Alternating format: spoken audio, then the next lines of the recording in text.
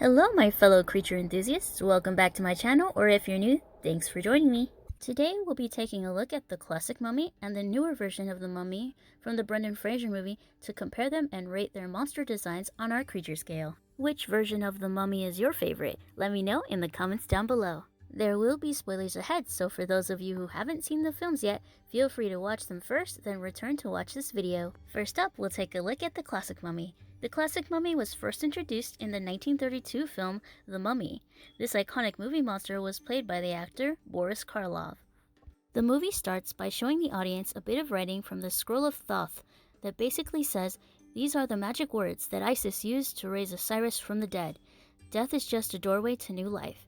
We live today and will live again and come back in many forms." Then we are introduced to an occultist named Dr. Muller, an archaeologist named Sir Joseph, and an unnamed assistant who are documenting their findings for the British Museum.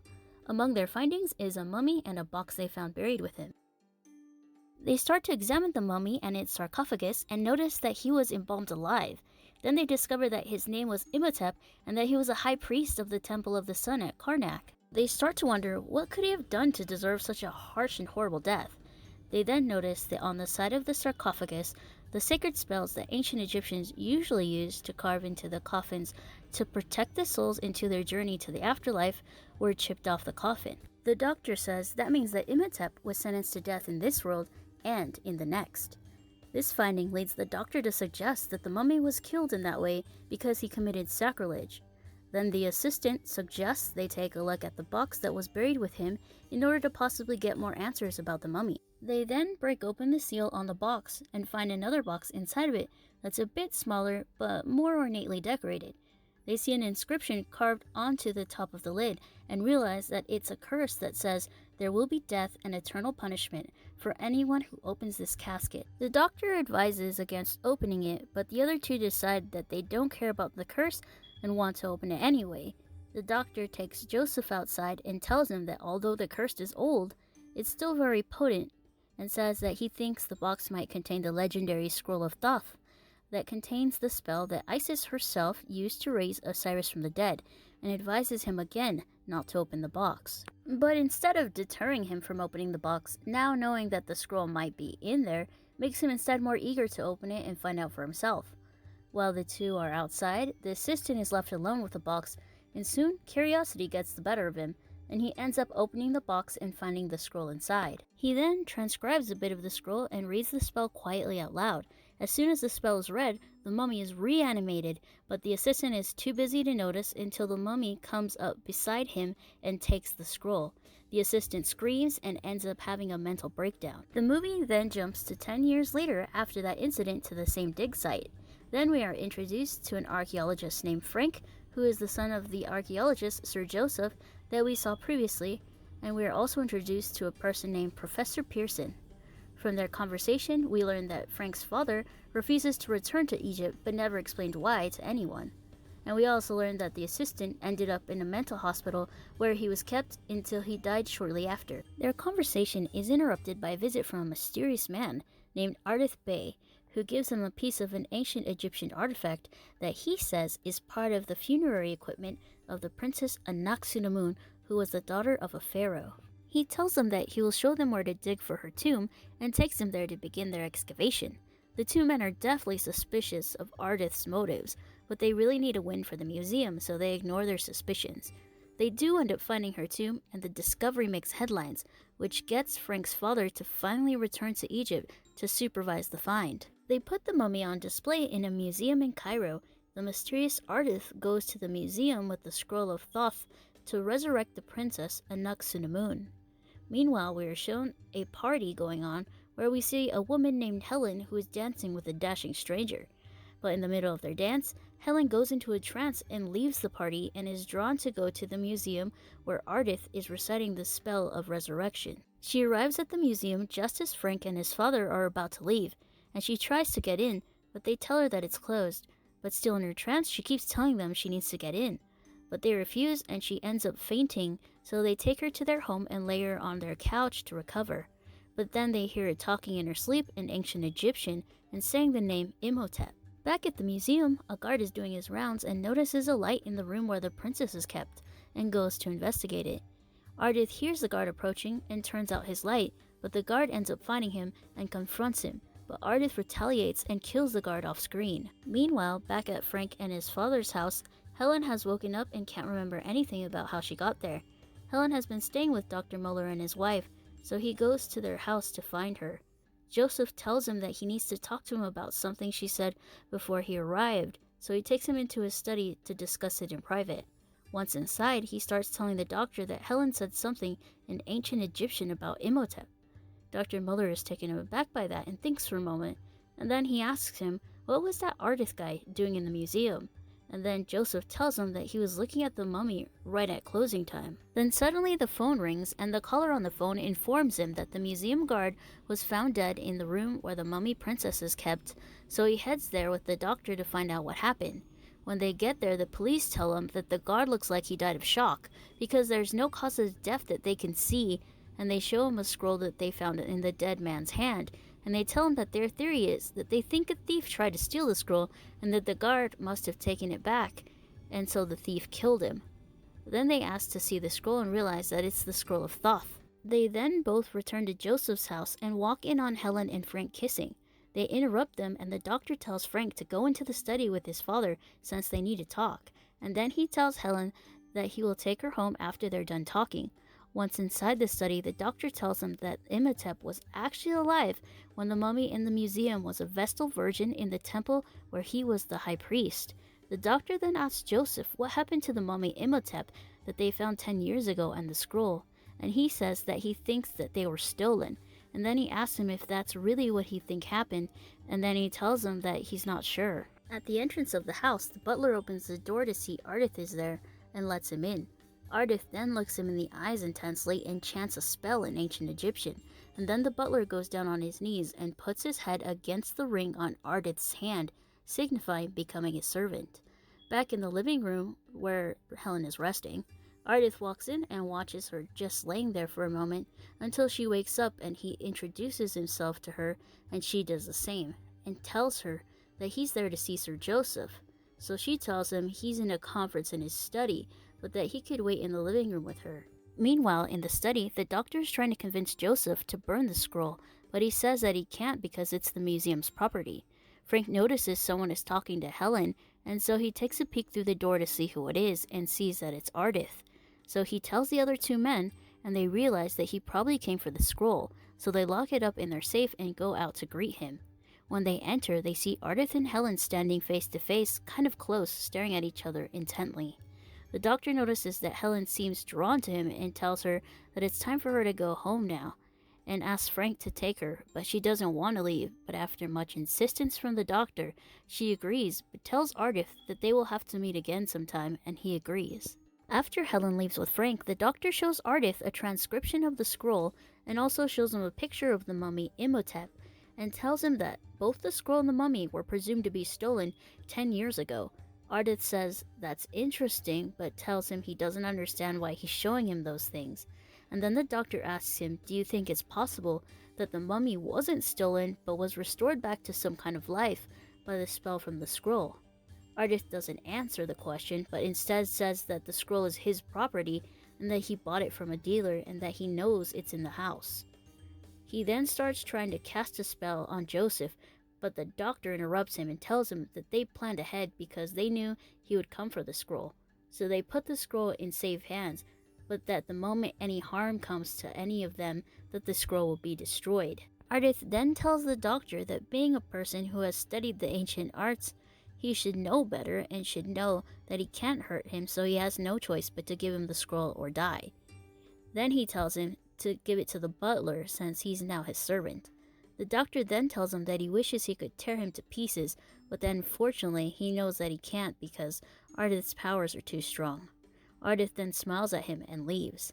After he leaves, they decide to burn the scroll, but back at his lair, Ardith is watching them by using his magic, and sees that Joseph is about to try to burn the scroll, but before he can do it, he casts a spell on him that causes him to have a heart attack and die. After he dies, Ardith's servant enters the study to retrieve the scroll, but before he leaves, he stages the fireplace to make it look like the scroll was burned.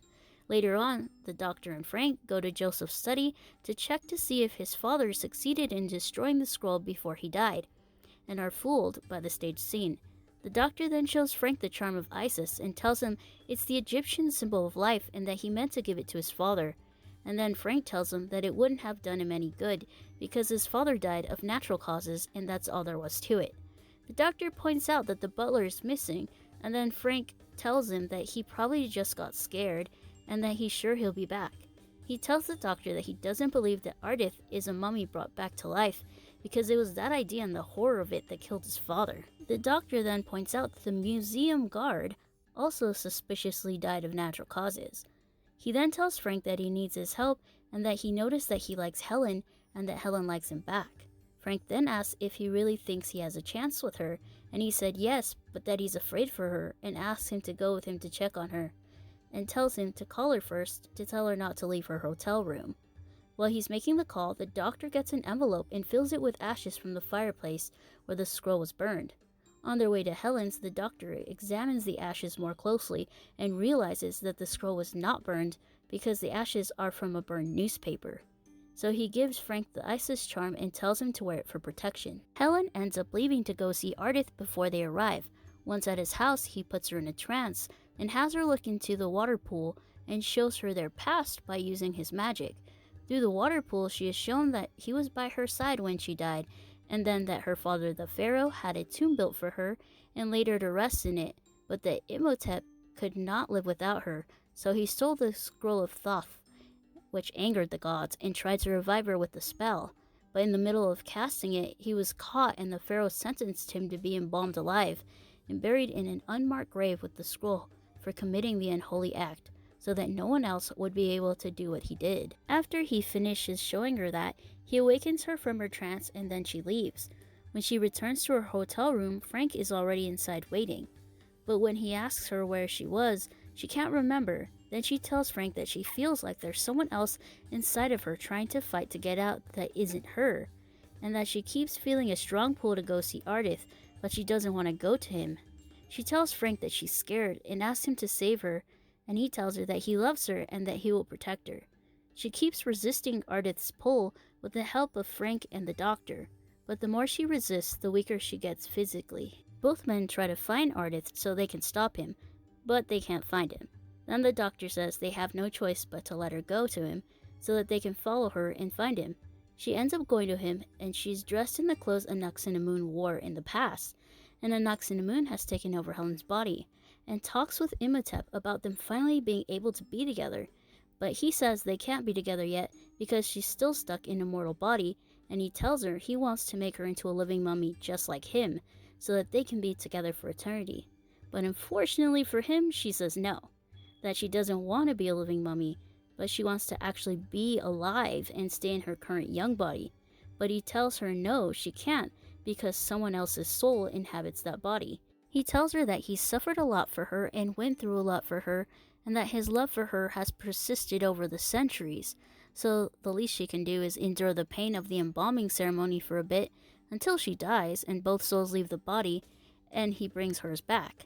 But she says no, she doesn't want to die, so he basically hypnotizes her into doing the ceremony, but before he can start, Frank and the doctor arrive to save her and break her out of her hypnosis by calling out Helen's name.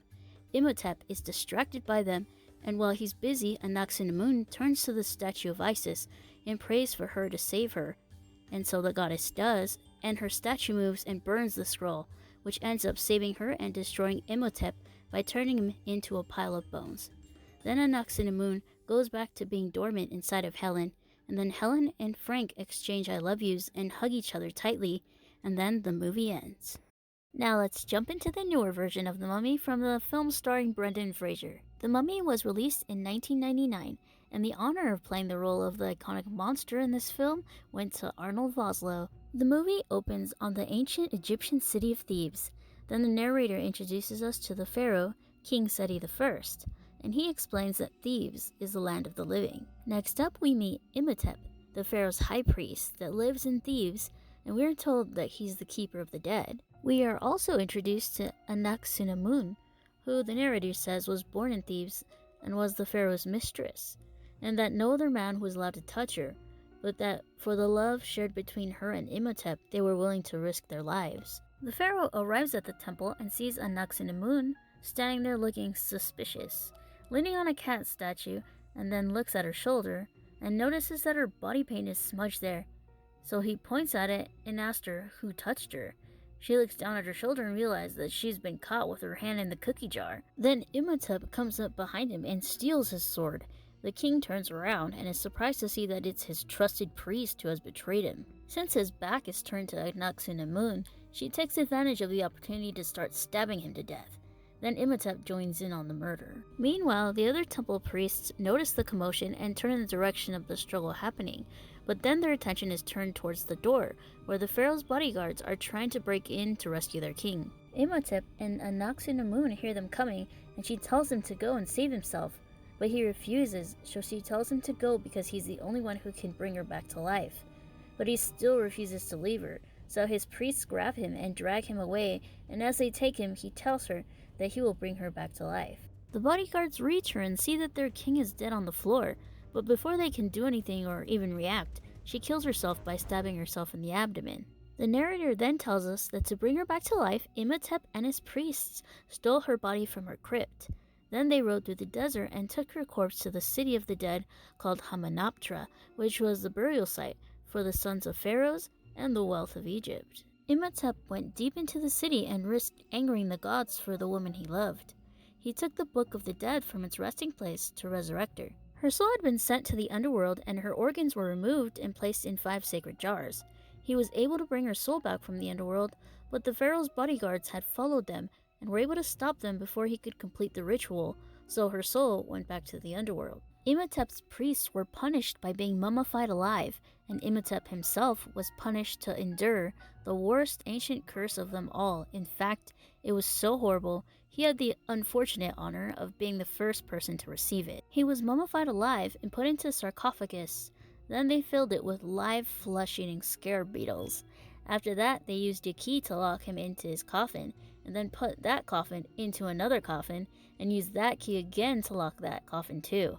The narrator then tells us that he was made to be undead and sealed inside of a sarcophagus for all of eternity, and that the Magi can't ever allow him to be freed, because then he would become a plague on all of mankind, and a flesh-eater with the strength of ages, and he would have power over the sands and invincibility. Then we are shown the city of Hamunaptra in the present day, in the year 1923.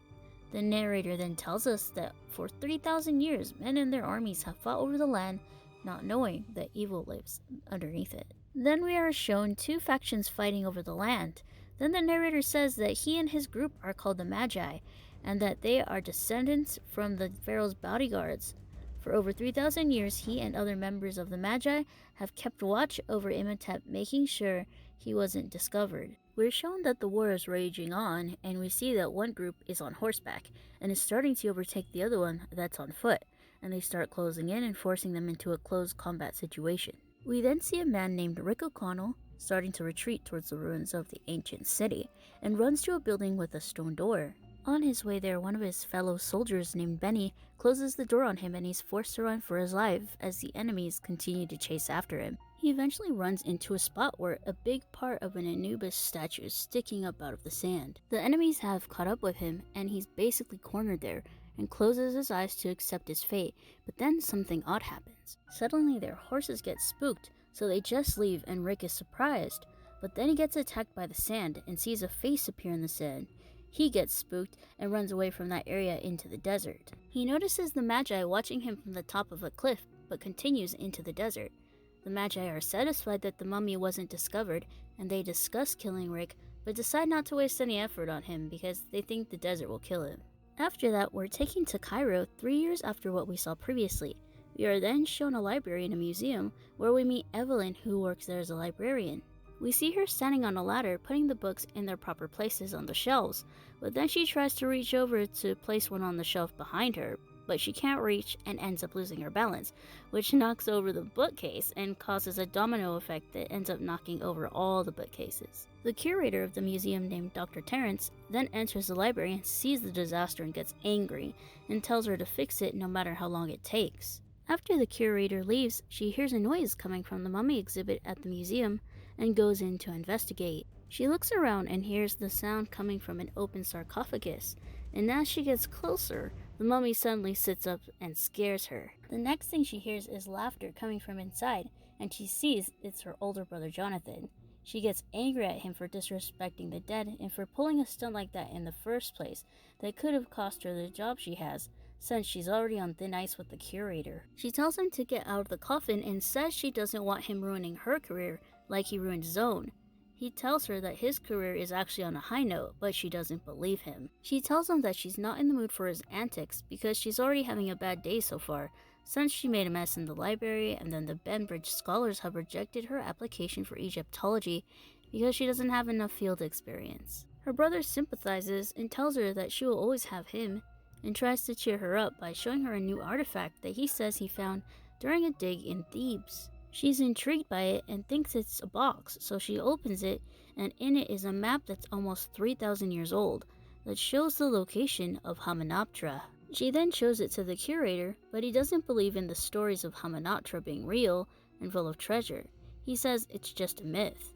Evelyn tells him that the research she has done leads her to believe it actually might have existed, but he still doesn't believe. While examining the map, he puts it a little too close to the fire and it catches on fire. Evelyn and Jonathan put the fire out, but part of the map is now burned.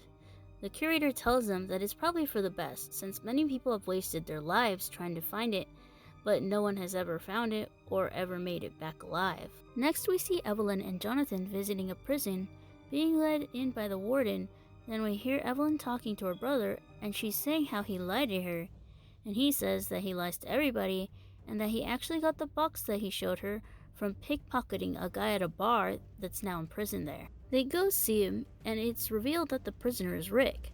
They tell him that they are there to ask him about the box, but he tells them that he knows that's not true, that they're actually there to ask him about Hamunaptra. They ask him how does he know that the box has anything to do with Hamunaptra, and he says because that's where he was when he found it. Jonathan gets closer and asks him how does he know that he's not lying to them, and then Rick reaches through the bars and punches him in the face. Then Evelyn steps forward and asks him if it's really true that he was there, and he says yes, so she asks him if he can tell her how to get there, and he tells her to come closer, and he pulls her face closer to the bars and kisses her and tells her that he'll tell her if she gets him out of prison. He's then taken away by the guards to be hanged, so she bargains with the warden in order to save his life and offers him money, but when he refuses, she then tells him that he knows the location of Hamunaptra and they'll cut him in on the treasure for 25%. He accepts the offer after haggling, and then he lets Rick go. Then we are shown the Giza port in Cairo, where they're boarding a ship to go towards the direction of Hamunaptra, and Evelyn is surprised when she sees Rick all cleaned up, but then she tells him that he better not be lying, and he tells her that he's not. He reveals to them that his garrison believed in Hamunaptra so much that without orders they went out there, but only found blood and death, and that's the battle we basically saw earlier in the movie. As they are about to board the boat, the warden from the prison shows up and tells them that he's going with them in order to protect his investment. Evelyn and Jonathan don't like it, but they can't do anything about it, so they just accept it. Then it jumps to nighttime and we see the Magi in canoes heading towards the boat that Rick's group boarded. Next we see Jonathan playing poker with a group of Americans. Their names are Burns, Daniel, and Henderson. Dr. Allen is also part of their group, but he's not American, he's British. They then invite Rick to play, but he refuses and tells him that he never gambles with money. Then one of the men tells him what if they bet him $500 that they can get to Hamunaptra before he does. And he asks them who says we're looking for Hamunaptra, and they all point at Jonathan. Rick is annoyed with Jonathan, but accepts the bet. Dr. Allen then asks Rick what makes him so confident that he'll even find it. And he doesn't answer, but instead asks them why are they so confident that they'll find it, and they reveal to him that they have someone who's actually been there that's going to take them. Then we are shown a scene where the Magi are next to the boat now and are preparing to sneak on board. Then we see Evelyn on the deck sitting at a table by herself reading a book, when suddenly Rick comes up and drops his weapons bag on the table. It startles her and he apologizes and said that he didn't mean to scare her.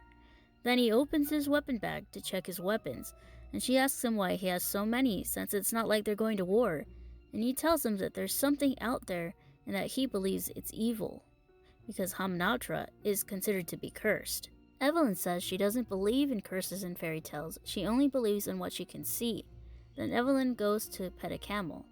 Rick hears a noise coming from behind some luggage and sees that it's Benny, and realizes that he's the one taking the Americans to Hamunaptra, and asks him if he plans to scam them, and he tells him that he can't because they're smart. He says they only paid half the money now, and that they'll pay him the rest after he brings them back, so he has no choice but to uphold his end of the bargain this time.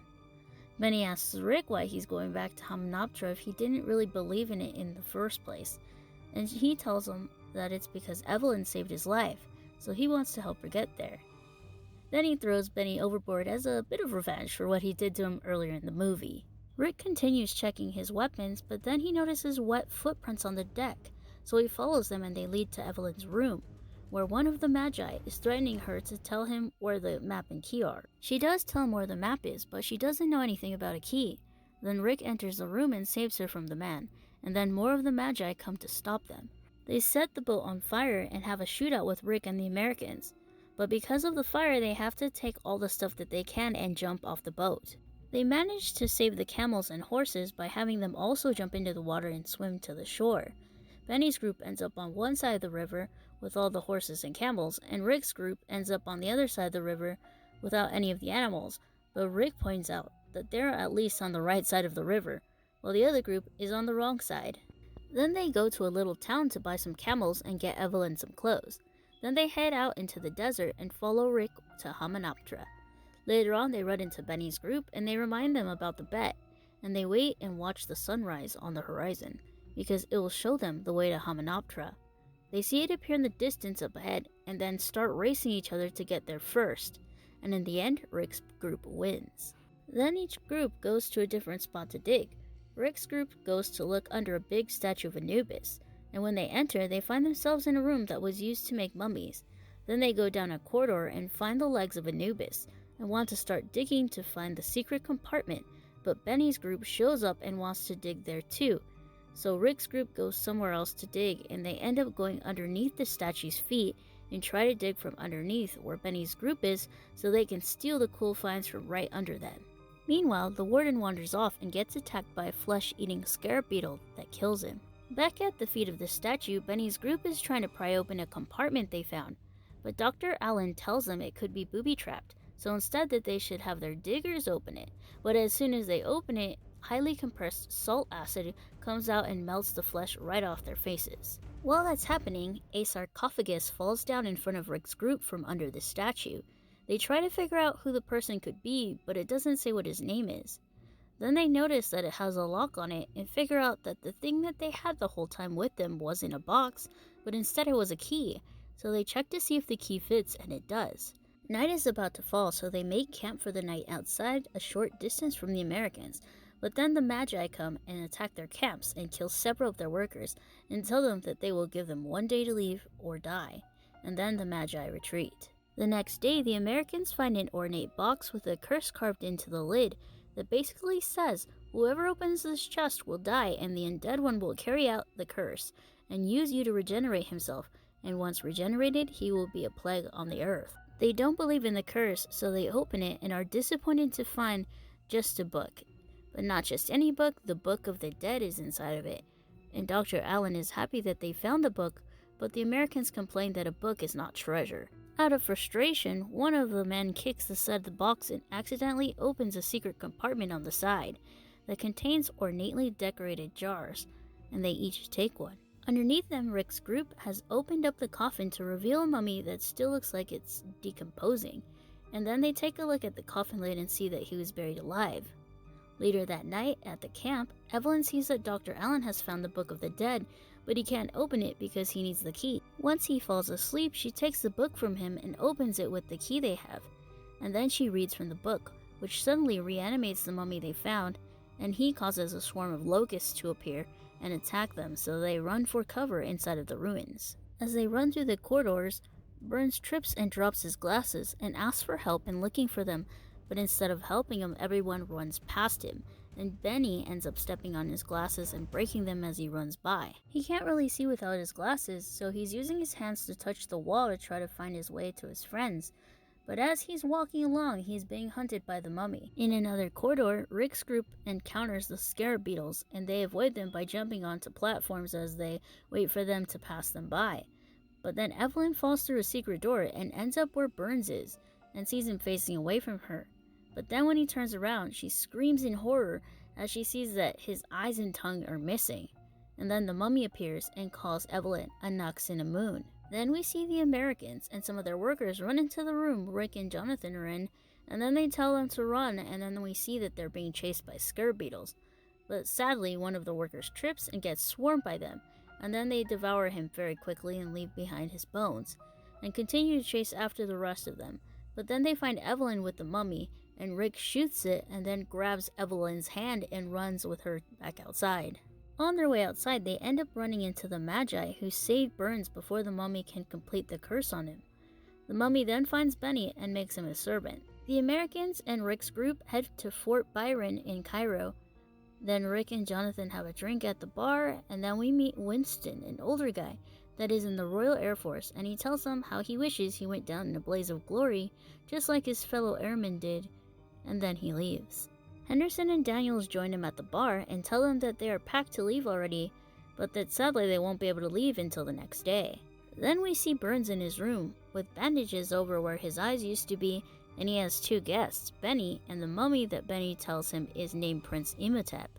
Benny then tells him that the prince thanks him for his hospitality and for his eyes and tongue, and Burns is scared, but Benny tells him that he has to finish carrying out the curse that Burns and his friends put on themselves when they opened that cursed box. The mummy then takes everything from him until he's basically a dried out husk. Down at the bar, Rick, Jonathan, and Daniels are having a shot, and then they all of a sudden spit up their drink, and so do all the other patrons in the bar.